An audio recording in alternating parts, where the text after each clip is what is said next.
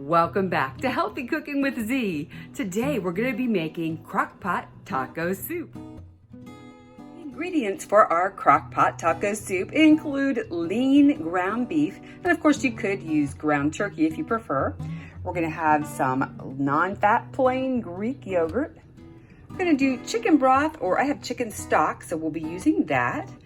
We've got tomatoes. We need 4 cups of diced tomatoes. This can's like 3 cups. And I've got some other tomatoes that need to be used, so we'll incorporate all of those.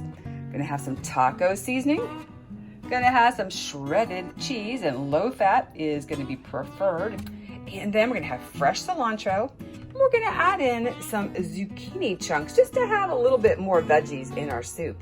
In our crock pot, while the meat was browning, put in the low fat plain Greek yogurt, put in the taco seasoning and our tomatoes, and then also the zucchini that I added in here. If there's anything else you want in there, you can pop it in there as well. And then we're going to add the ground beef.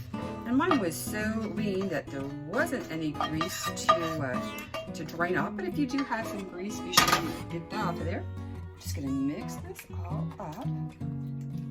And, all right, so there's we go. Gonna put the lid on, and then we're gonna cook it on low for either 4 hours or on high for 2 hours. Since my lunch break is about 4 hours away, I'm gonna put it on low, and we'll come back and check it out later. All right, our crock pot taco soup is done cooking. And here we go. To put in our 2 tablespoons of cilantro. And if you prefer a spicier soup, you're welcome to add in jalapeno pepper or whatever you like to make it spicy.